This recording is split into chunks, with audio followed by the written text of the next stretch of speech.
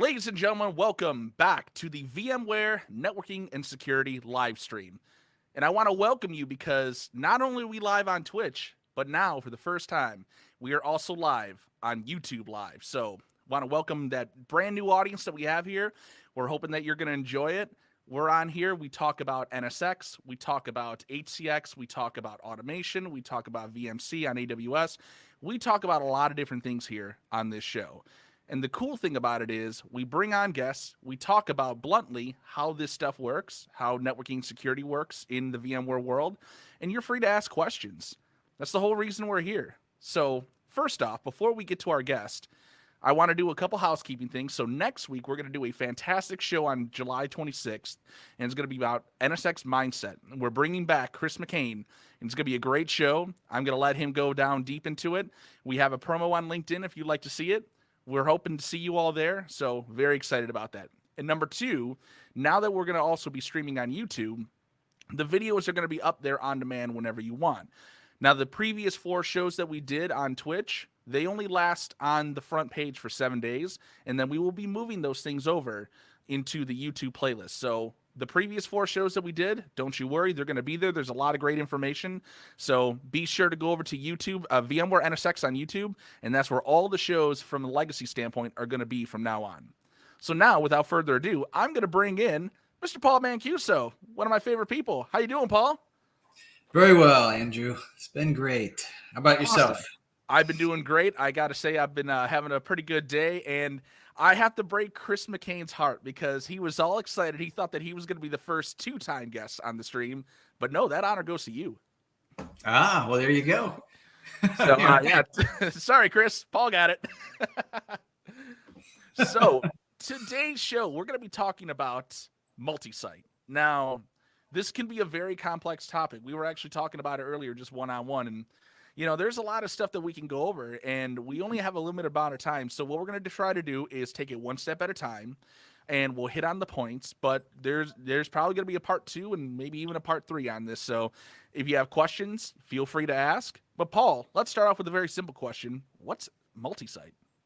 Well, in NSX or in any type of network administration, you have your management, your control, and your data plane. And then you have the necessity to provide highly available servicing of those particular planes of service, right? So you need to be able to find a way to highly available your management. So if it or portions of it get hit upon, knocked out, etc., our site goes down, the management plane either exists in another site in some type of standby solution, or it becomes alive through other means of reproducing of the original management in a very expedient fashion. And the control and data plane, of course, would be the configuration elements that are providing some of the dynamic servicing of your network environment, and the data plane itself, which is providing the actual throughput of the data services that are being transacted by the network plane.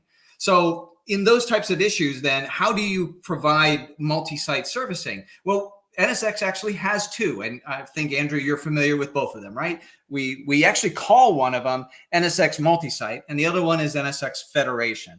So we should stipulate that when we speak of NSX in multi-site, it's an actual branded solution. All right. So it's not just NSX in multiple sites. It's obviously so. But it's NSX multi-site solution itself.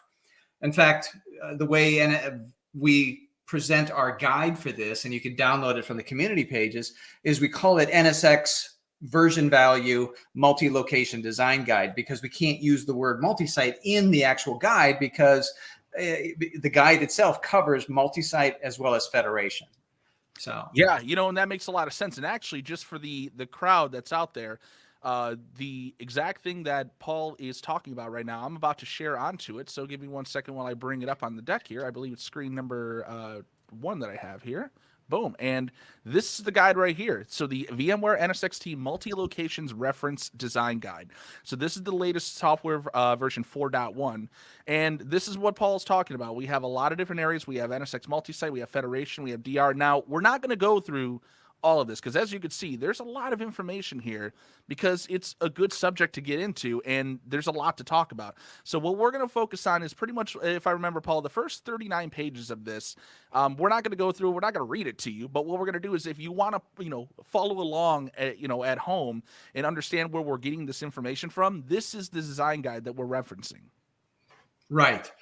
And I think it's also fair to say that we may not even get through all the first 39 pages, because even in that, the conversation gets quite a bit into the weeds after you start getting past the high level architectural ideals, and then you start getting into how do they function? How do you fail over? Because we don't want to just tell you the architecture and something falls over here. We want to tell you why that occurs, what makes it occur, and how it's operationalized within the vSphere platform. Right, Andrew? I mean, the whole intention of this is to get quite a bit deeper than just the high level messaging of what it is. So we do need to describe what it is, and then we're going to start digging deeper. Sounds good? Yeah, let's start diving into it right now. Let's get in.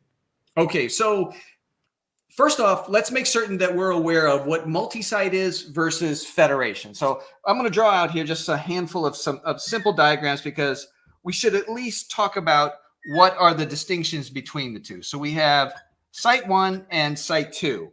All right, now the guide's going to give you 3 sites. That's fine, but we don't really need to go into a third site. And the reason they do that is that it allows for the active of a couple of sites, and then using maybe another site as more of the DR of the other 2. And then you'd have 2 active sites that are essentially active solutions for separate networking services. And then a third site would be the DR for both of those. But in essence, we're just going to do a 2-site solution, and some of it will be active, and some of it will be active standby. Now, in setting up this idea, we need to make certain that we're aware of what's actually available within this. So first off, you have a distributed firewall. So there's a distributed firewall, and we use the phrase distributed because if you recall from our previous discussion, it refers to the fact that it's not a centralized platform where traffic has to be forced into. It's a service value that's available on every virtualized NIC in the virtual environment of vSphere, so that traffic going from workflow A to workflow B, will pass through the hypervisor going to and from each of those workloads, and enforcement of firewall services is essentially applied by the fact that it passed through the VNIC of A through the VNIC of B on an ingress and egress basis of both of those, and it's done in a stateful manner. So it's distributed so that I get that enforcement wherever there's a virtual workload within your vSphere infrastructure. Yeah, Good? and not to go too deep into it, because we did this with Chris McCain, but I think that's one of the powers, is the fact that we don't have to have any kind of suboptimal pathing. It's right on the VNIC level, so you get the full power of the firewall, and you could start doing microsegmentation. But I digress. Let's keep on going. Okay, and then you also have distributed routing. All right. And again, the same concept. Every hypervisor has route capability, and every hypervisor has distributed switching services. Now, when we start talking about some of the data plane capabilities, what we're going to notice is that the distributed switching is something that's just available, and we don't really have to concern ourselves with making it available. It's just highly available simply for the fact that once a segment gets crafted within the transport zone, for those of you familiar with our previous discussion, we talked about that transport zone. It's where we define the scope of the NSX service capability in your vSphere clusters. So if we specify that you have 3 clusters, and clusters A and B have NSX service capability, and we craft a abstraction called your transport zone that includes those 2 clusters, then A and B have NSX service capability, cluster C would not. And then any segment we would create then within that NSX transport zone, all of the hosts in clusters A and B have it, cluster C wouldn't. Right? Okay. Now that would also apply to distributed routing, except with distributed routing, we have to make certain of what type of routing are we referring to. There's the tier 1 routing, and then there's the tier 0 routing. The tier 1 routing would be distributed throughout all of it, as well as the route plane knowledge of tier 0, except tier 0, if you remember, has to sort of be centralized in some aspect because it has to intersect with the physical plane at some point. And therefore, there is some north-south boundary where that's going to intersect with specific physical switching that are L3 switches, whereas the rest of the TORs are transacting with your top of the rack, or excuse me, the rest of your TORs are going to transact with all of the rest of your transport zone, providing the tunneled elements of your distributed routing and distributed switching that are tier 1 and the segments themselves. So I like to call that the on and off ramp coming into the NSX fabric. You know, that's where it all happens, is the edges. Right. So you would have to go back to that previous discussion on how we described how routing and switching occurs within the transport environment. And we kind of did a pretty good, I think, discussion of that before. But I just wanted to make certain that people were aware of what we talk about, what's distributed and what is centralized, because it does make a distinction and difference. So in NSX Multisite, therefore, what is being discussed here versus federation is that we'll have an NSX manager, all right, an on-prem deployment, and we'll deploy 3 NSX managers, all right? So it's important to note that it's a cluster of 3. It's a majority nodes configuration, which means 2 out of the 3 virtual appliances have to be alive and functioning for read-write services to be available. Otherwise, if you only have 1 of the 3, you have a read-only environment and you are not permitted to make any management changes, any configuration changes. And here's something also to be aware of. Because it intersects with vCenter, with the clusters that are part of the transport zone, if you have DRS enabled, nothing in DRS and no virtual machine will actually be automated and moved based upon the DRS service selections.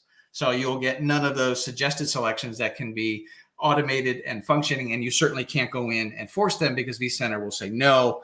NSX is not available for management, so NSX can't transact any of its service needs inside of the environment, so therefore it will not permit. But it's important to note that if NSX is down, because you do have the data and control plane instantiated inside of the hypervisor itself, not the actual appliances, you're going to be able to at least perform all of the normal transaction of communication between your current environment without concern. But you will not be able to make any new additional changes to it, and nothing new can be learned either, because the control plane learning elements is actually a part of the virtual appliances. Yeah, I think that's an important point. And just to say, Paul, we have a comment from RomaTuber says NSX is so cool. We agree. We totally agree. But we totally agree. I think that's a major thing, is like the fact that, you know, in previous times back in the day, your control plane, your data plane were all centralized within a singular box. And then you were like influencing the data plane by making changes in it. Whereas in this case, the management plane could literally go all the way down. And yes, you might not be able to make changes, but your data plane is still up and running. Things are going. Yeah, it's the same thing with vCenter, right? Because the vCenter's management plane goes down, the control and data plane still function. So you still get vSphere HA, you don't get vSphere DRS and vMotion. You can't deploy new virtual machines, but all the current ones communicate in accordance to whatever they're currently configured to do so. Same thing with the NSX world. It operates in accordance with that same vCenter ideal. All right? Totally makes sense. So let's keep on going. So NSX Multisite versus Federation. It's very simple.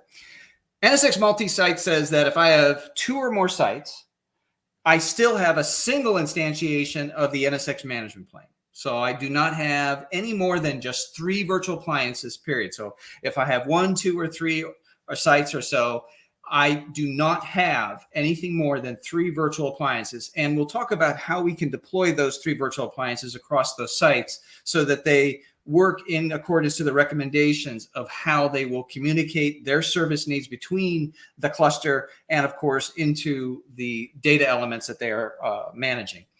Now, Federation, though, on the other hand, is a little different. Federation would say I would have an instantiation of NSX usually on a per site basis. It doesn't have to be, but it would usually be a per site basis. I would have a new instantiation of NSX, and they would apply what's called the local management of that site.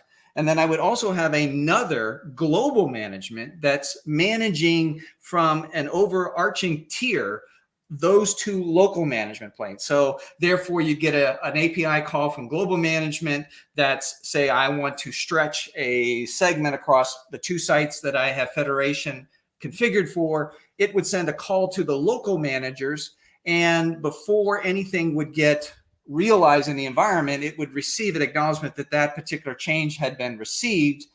And in addition to that, because the way Federation operates in a highly available manner, you would also have a standby global management cluster, and it would also receive that call. So all of those would get received by the other management appliances that are deployed for their various servicing, the local and the standby. The original global management receives the acknowledgement. Services then get instantiated and realized at the sites themselves. So all of that's happening, of course, in real time and exceedingly fast nature. We're talking microseconds, and that's why things occur in a very efficient fashion, as well as getting a distributed nature of NSX management across both of them. Going to NSX Multisite, then, why would you wish to do this versus the Federation? Well, it's 3 appliances versus, as you noticed in that other scenario, I have 3 global, 3 standby, I have 3 local, 3 local. That's 12 just for 2 sites. Now, I'm not trying to demean the way our product operates. It's what's necessary to get that federated and stable ideal of segregated management of each of the sites, as well as an active standby of the global nature, so that I have an incredibly highly available thing, so that it meets the compliances of, say, GDPR, for instance, in Europe, because they have explicit requirements for how certain items have to be highly available. And if a customer has to adhere to those, well, then they're going to need some of that explicit service needs that that model presents or provides. Whereas if I have a lighter touch ideal on how I wish to administer 2 or more sites, then the single cluster model of NSX Multisite provides the ideal solution in a much lighter touch and a lighter usage of resources, right? Paul, let's actually have one quick conversation. I think I've heard this question before, and I think you'll be able to explain it very nicely. Why do we have 3 managers? Why do we have a cluster of 3? Why don't we have 2? Why don't we have 4? Why don't we have 1? What's the reason why? Okay, well, in our original flavor of NSX Data Center for vSphere, we did have a single manager, and we were therefore reliant upon vSphere's HA servicing, as well as vSphere's vMotion, in order to either move it in case we had to provide maintenance to the host for wherever NSX management was hosted upon, and HA in case HA of vSphere in case the host died and the virtual machine appliance would have to be migrated, or brought up on a surviving host within the cluster. It covered that particular issue, but what it doesn't cover, if you'll notice, is something explicit to the appliance itself. What if there's a transient issue to that virtual appliance on that host? The host is live, and that issue, whatever that may be, knocks out the servicing of that, the liveliness of that NSX manager. There's no way to bring up then another one, because HA wouldn't kick in that regard. Now, there is a newer feature in HA that came up that actually tested the liveliness of something, and then it would attempt to bring up a new instance of it. But what if whatever it was an issue with something that got corrupted in that one? So trying to bring it up, it would just bring up a corrupted one, and it would just fall down again. So whatever it may be, it didn't protect against the transient issues that you could get to a single node. With 3, obviously, I am protected against that, because if I lose one of the 3, I got the other 2. There's a majority node voting that consistently occurs on a particular basis within the cluster, so that they're all aware of the other 2. And if 2 of the 3 can see one another, they function in a read-write nature. If only one sees it, to avoid split node, it stops and it says read only. So even if the other 2 don't see the 1, at least the 2 will continue on. The 1, to avoid split node, will no longer function in anything other than read only until it receives its communication stream from the other 2. Does Yeah, that make sense? and this is an age-old concept that we have in IT just in general, like in software development and clustering and things, is if you only had two, if you had four, you need an uneven number. In this case, if one goes bad, like you said, the other two could sit there and go, well, yeah, well, but we're okay. We could tell that it's not doing the right thing. So you know what? Never mind him. Let's go get him fixed later on. We can continue to run the network between the two of us because we know what's going on. And then you would replace that bad node, rejoin into the cluster, boom, then you would have a healthy cluster again. Now, here's the interesting thing, because many people will say what Paul just said doesn't seem to correlate to what they know in their lab, does not seem to be the same as what I just said. I don't know if I actually said anything in English there, but nevertheless, you can run a single instance of NSXT. Now, we call it NSX today, just so everybody's aware. If you're in NSX 4.0 and above, we've dropped the T because V has long been deprecated and sunset, even though we still have customers that are migrating off of it.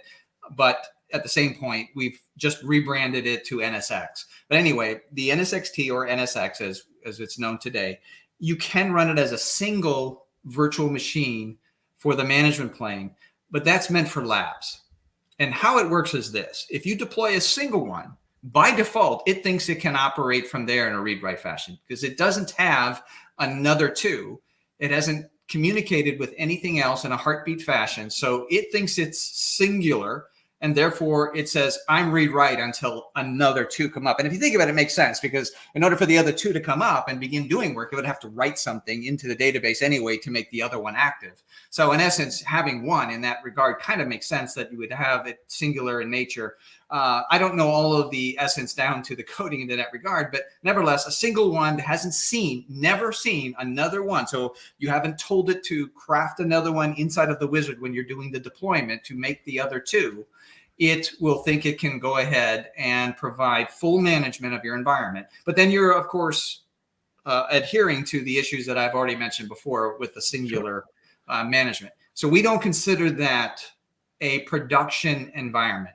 It's perfectly fine in your lab because Absolutely. Why would you want the other two if you're going to have to consume compute and virtual memory, or excuse me, memory resources of whatever you're stacking it in, and you're trying to really preserve it down to, only 48 gigs or less per the few hosts you have in your environment or whatever you're using. Because I know that they've got these extraordinarily odd types of infrastructure hosts that you can now perform in some of your labs. I think you've even talked about a few of those oddities, but nevertheless, they have obviously a conservation of resources. So you run just a singular one.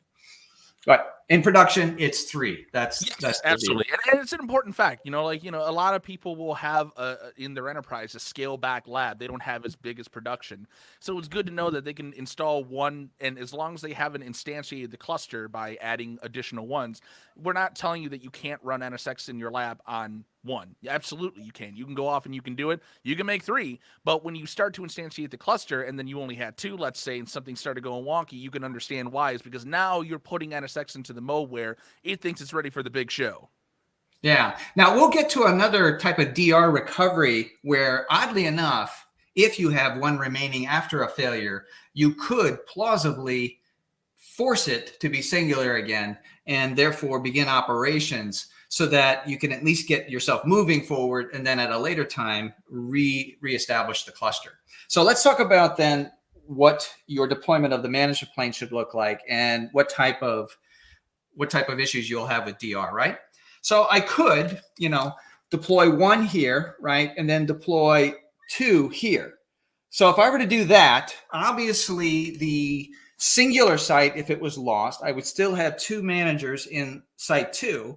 And therefore, I would be able to proceed with management of that environment with, of course, the loss of whatever resources I had in site one, which this is site one. Let's say, okay, so that's site one. Obviously, then the reverse is also so. If I lost site two with the two managers, I would have only a singular one. And we get that oddity that I mentioned before, where you can go into the CLI. It's not a UE-based feature, but it's a CLI. I'm aware, as far as I'm aware, 4X has not ever made it UE-based. It's a CLI-based feature where you go into the NSX Manager and you essentially type in a couple of commands. Your design guide will tell you what it is. I think it's just a command, I should say, and is after you log in with the administrative root, and you can therefore just tell it to be singular. And at that point, then the other two managers, even if they become alive, so in other words, site 2 comes up and those two managers come alive, they are excluded from the cluster and not permitted to enter it. Because they're not permitted to enter, they also will not provide a split brain operation where they think they can manage their own site still. No, they will think that they are unmanaged system service capability. So the only thing you really can do is just go and delete them. All right. So I think it's also let's quantify a couple things here. So you have site 1 and site 2 that's sitting on there. These are, for the viewing audience, these are two separate geographically, separated areas, correct? They're like, they can be connected by a WAN, they can be connected by dark fiber, but we want to point out they are two separate areas. It's not like, oh, well, because there are location data centers within the same area, but this is geographically separated, correct? Right. So, well, you can either have one of two solutions. One that's less than 10, right, milliseconds on the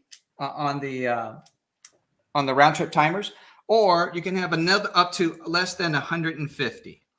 Paul, I'm gonna interrupt you right now because we do have a question from the viewing audience. Jason Mason says, you disable the cluster services, right? And I think he's referring to making the one just the Singular. The singular. Yep. That's correct. So if you, back in that original scenario where I lost the 2 on site 2, I have only the singular one on site 1, I would go to the CLI. I would essentially tell the cluster services it no longer is part of that cluster. Again, there's a singular command. The design guide has it. And you would then be able to operate as a singular NSX managed environment. And then you could establish a cluster whenever you choose to do so at an operationally feasible time frame. So essentially, you were just like when we had the one, we created the cluster, and then it became separated out. We're essentially restarting the whole process again. We're like, okay, we're going to focus on site 1, recover it, and then we'll turn back on the cluster services and expand it back once we're ready to go. And we would take out the 2 that were left over in site 2 and maybe redeploy them, reestablish essentially the cluster services from our good one in site 1. Yeah, and we should note that the one thing the design guide doesn't do, it doesn't go into all the tangents that can occur because there's just too many. But we can at least name one here verbally, for instance. So I could do what I just stated and everything would be fine. But what if I knew that, this was a WAN issue and my WAN provider told me, we're going to be up in 10 minutes. Well, do I really want to go through that whole headache or do I want to wait 10 minutes? You may not be able to wait 10 minutes. You may have to take it down and do something right now. And that's a fair thing.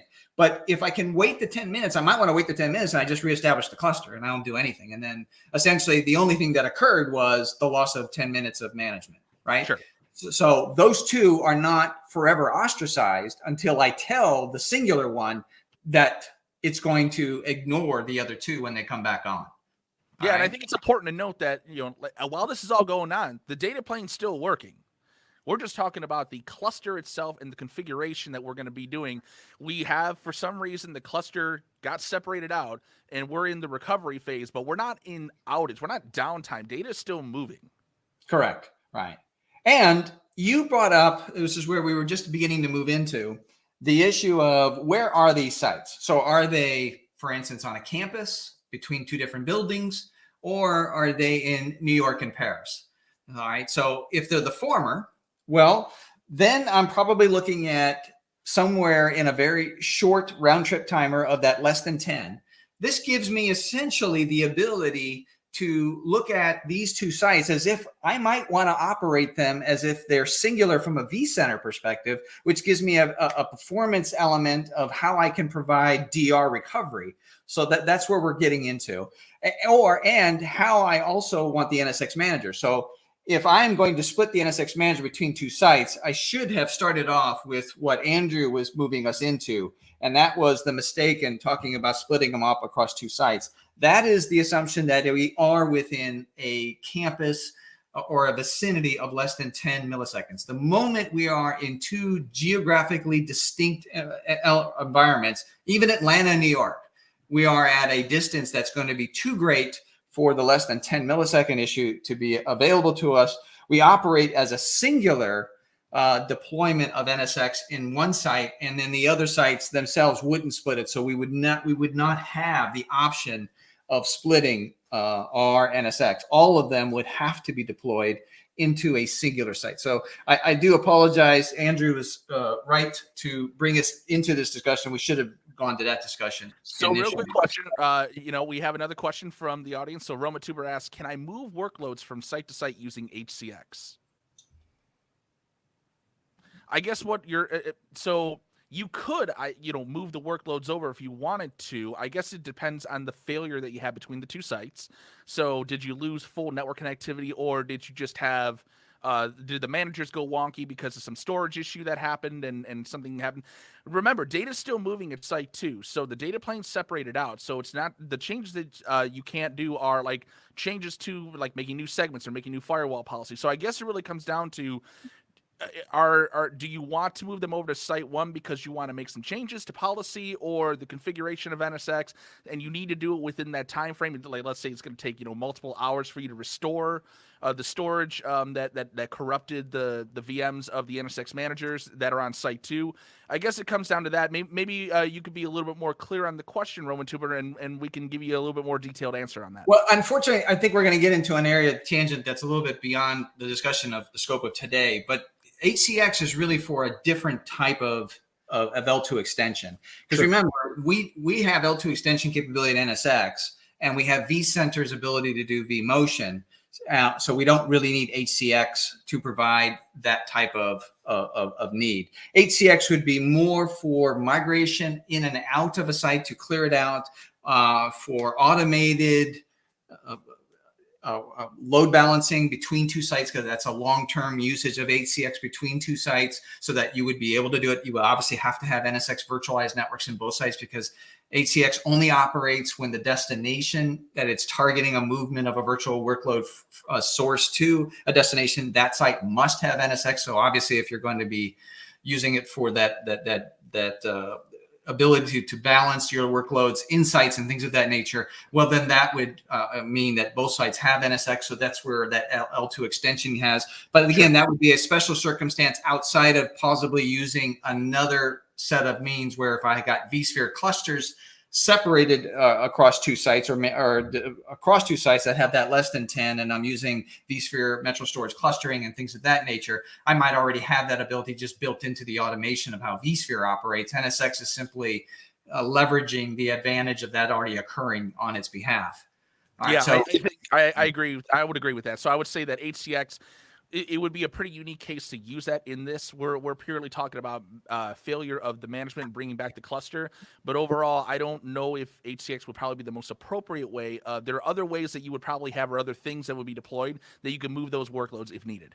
Right. So I don't want to get into HCX, because those are specific use case examples that are outside the discussion of what we're entailing here. But we should tell that person that, you know what, that's a great idea. I just don't know what show down the road that will be in, but we'll definitely cover it, because HCX is a really awesome tool that you can use for non-disruptive movement of your virtual workloads from one site to the next. And it's an accelerated vMotion. So that you would get storage and movement of the compute workloads, much like the same you would have with the vCenter move between two sites anyway, with vMotion. So yeah, that's definitely a future show that we're going to be doing. But let's get back on track here about the site 1, site 2, and okay, the timelines behind it. Because we got off on the wrong start, and it was my fault. Andrew got us back on the right track. Let's just do this one more time. If I have 2 or more sites that are within 10 milliseconds of each other's, then I can split the NSX management between those 1, 2, and 3 sites. And we'll talk about the third site in a minute. If I have a distance greater than what will be allowable for a less than 10 millisecond round trip timer, then all NSX managers must be deployed in a single site. That is our only recommended and supported solution. So want to make certain that everybody is aware of that. The less than 150, though, is a requirement for control plane continuity of NSX management to and communicating to those sites. So for instance, the NSX manager is instantiated in site 1, all of them. It has to have less than 150 millisecond round trip timer in order to administer the NSX servicing of those vSphere hosts in that other site, in order to maintain continuity of the control and management plane of the service resources of those sites that NSX is administering. I guess so. A way that you can look at this is, if you're going to go with the multi-location instead of going federation or different things, which, you have multiple different local versions of clusters and they're being managed by the federation manager. In this case, if you want to just keep your deployment simple, there are some gives and takes there. There's some pros and cons. In this case, you have to work within the confines of, ideally, if they're close enough, less than 10 milliseconds, that's what we really want in a non-congested link. It also says that within the design guide.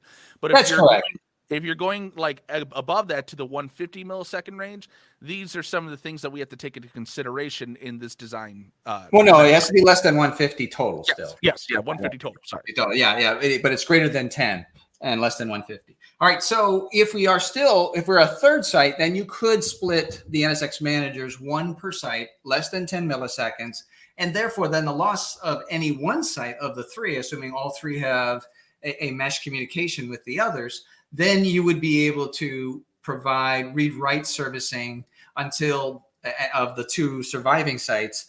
And then whenever that original site comes back up, if the NSX manager appliance in it is still functioning, you can go ahead. It'll just automatically join the cluster. If for some reason during its failure in that site, something were to happen to it, you would just delete it and bring up another new one to take its place.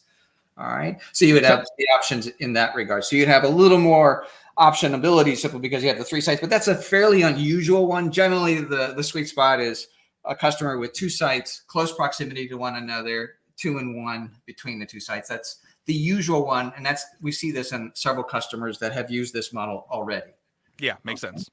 All right. So now I think we've taken care of that.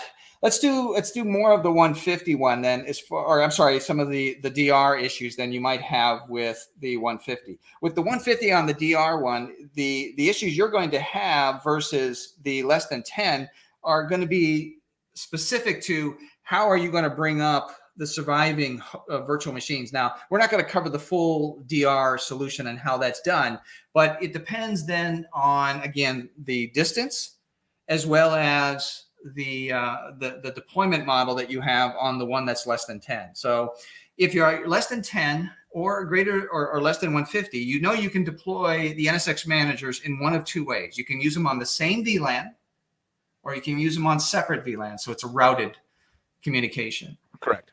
Right. If you use them all on the same VLAN, you get the default option available to you to have the cluster IP for the NSX manager, because what we should note is that you would have like a .2, a .3, a .4 of the same subnet, and then you'd have a .10 that would be your cluster, let's say.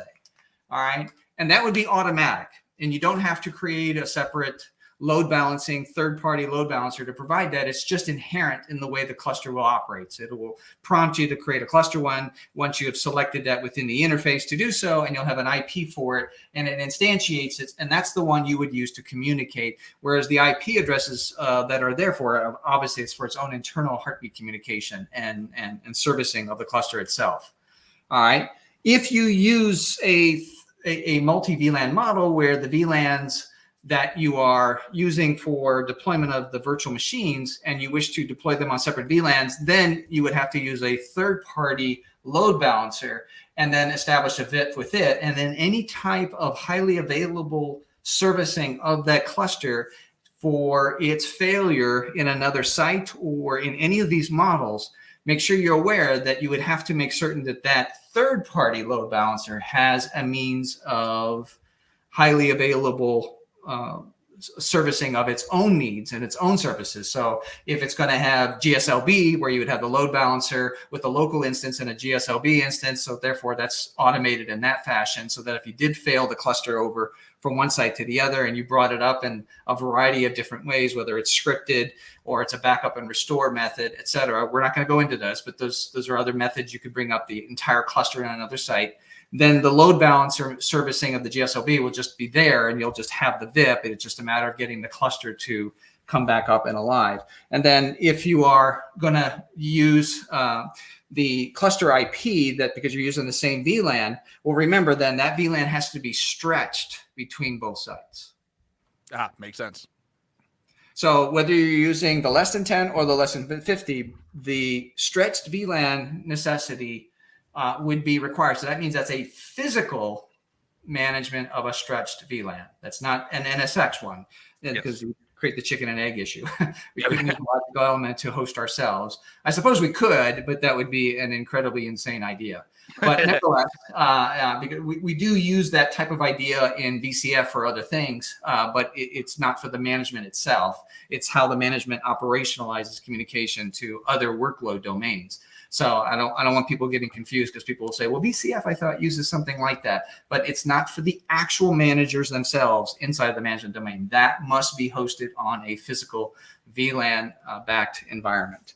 And then that would have to be stretched, again, to move us back into our discussion here. The NSX managers would have to have that stretched between 2 or 3 of the sites, depending upon the nature of what you are attempting to do your multi-site management of.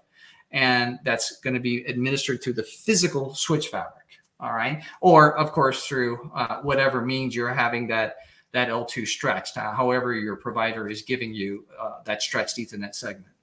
Yep, makes a lot of sense.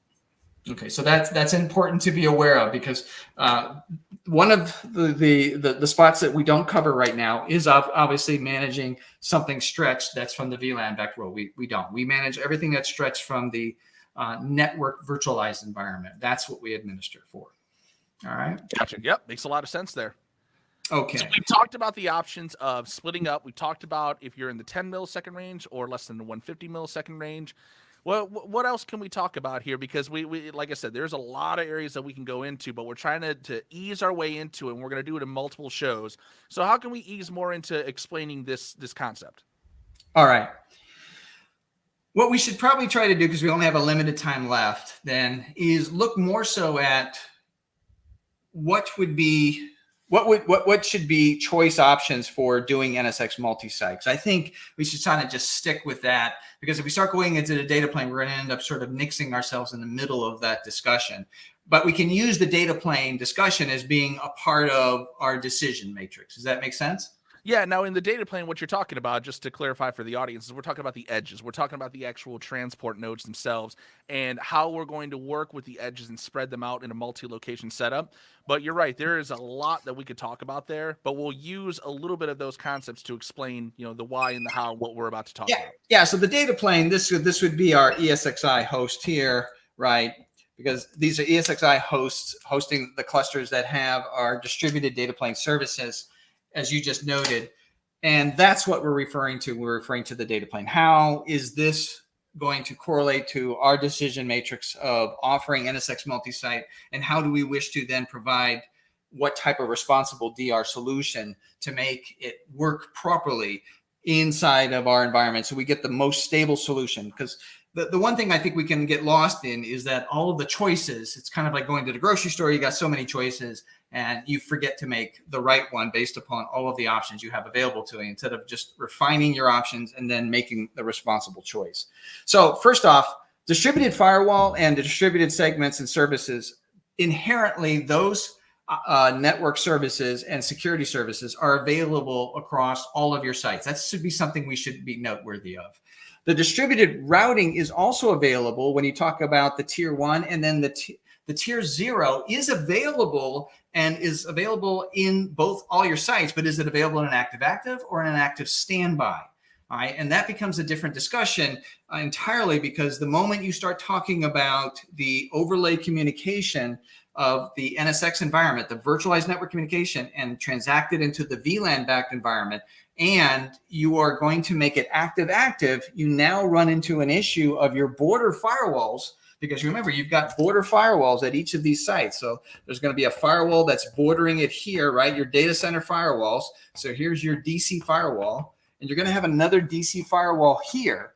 And this is going to present an issue if you're going to take the tier 0 routing and have that routed information allowed to be ECMP, because the one thing that NSX does not provide is local egress administration.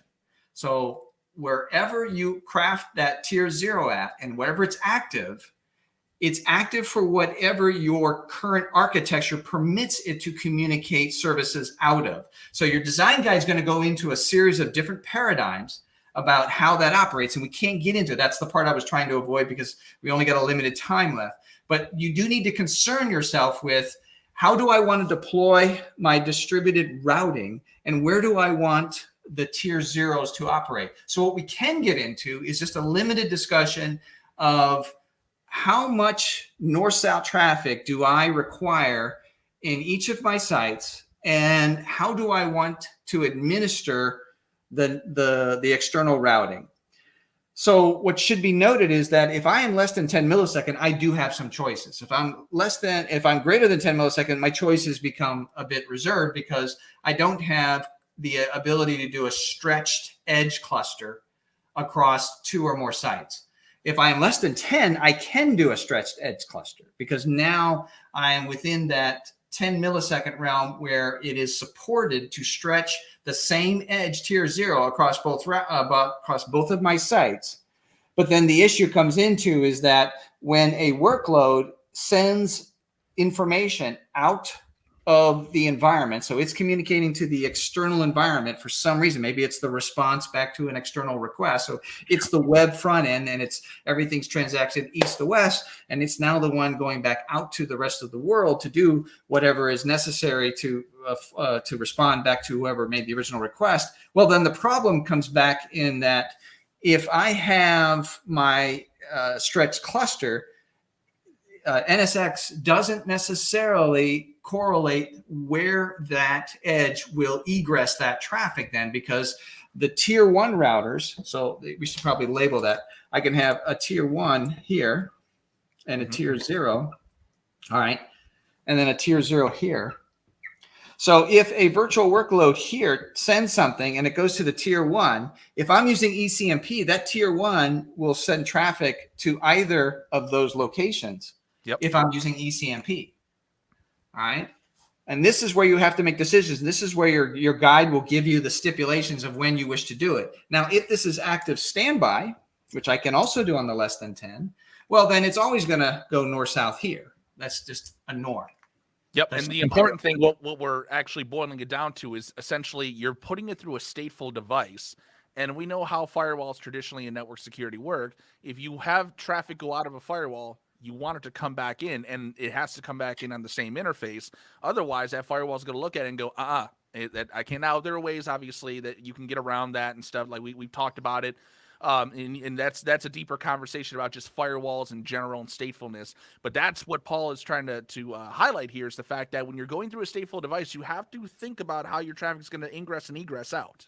Right. So if we go back to the original one where it was, I decided to have my edge nodes in a stretched cluster for its tier 0 servicing of its communication to the physical fabric. Well, the problem comes in that I could have that original request coming down into site 1, but because when this workload goes to communicate its egress communication, the tier 1 here could decide by mere opportunistic decision making based on the ECMP algorithm, decide to send that traffic on the active instance of the other site. And at that point, then this is going to move out of a firewall that at that perimeter. And unless your firewalls are somehow transacting an active stateful nature, which is plausible, it's unlikely, but is plausible, you would therefore have an issue with asymmetric routing, which is what we've just diagrammed, right? Symmetric routing would be the ingress and egress into a site is the same for the same workflow communication. Ingress and egress is in different sites for the same workflow communication that's asymmetric. And I think what's important to note here is, like, this is a new concept. This is when you're making an active data center. These are things that we've had to think about historically, no matter what. NSX is just giving you the power of being able to extend that fabric out. If you're within the 10 millisecond range, we can extend it out to make it almost seem like it's just one gigantic site, even though they're geographically separated. But these are still the thought processes. We're not able to get around the limitations of what is a firewall and how it works and its statefulness. So these are just design considerations for any active data center that you make. Right. And it's just, and we're going to probably end our discussion with just this point right here, and then we'll take it back up with a small review of the sites themselves, the selection of the sites for like a few minutes in our next session we get together. And then from there, we're going to go into a more heavier discussion of what you would see when you have sites separated by 150 milliseconds. Because I think we're pretty much at the end of our session for today.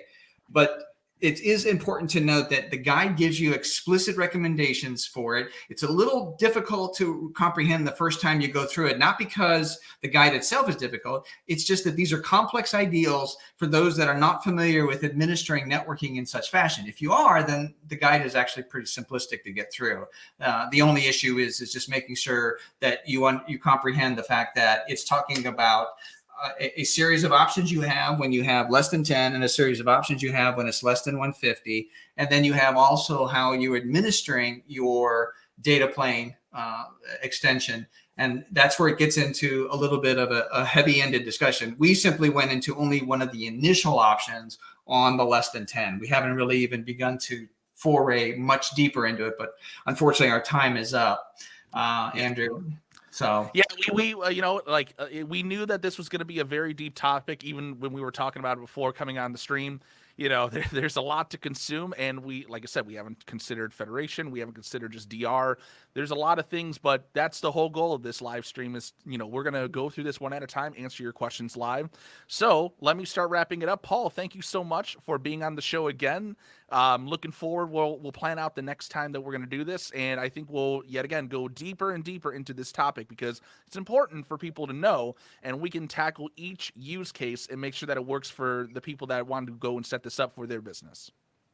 Well, Andrew, I do appreciate being here. It's a lot of fun doing this discussion. It's relaxing doing this with you too. It's kind of like, we get new insights into how our own product operates and how we can help communicate this properly to our customers so that they actually have a fulfillment of their use case values. So I enjoy it. Look forward to our next session. Awesome. And Roma Tuber just said, really great content. Thank you. No, thank you for tuning in. We appreciate it. So, Paul, I'm just going to throw you off here. I'm going to do the final wrap up. I'll see you in a second. So, ladies and gentlemen, just one more little note. So, we're going to be doing this again next week. We're going to have Chris McCain on, and we're going to be talking about NSX Mindset. Now, it's a really, really cool thing.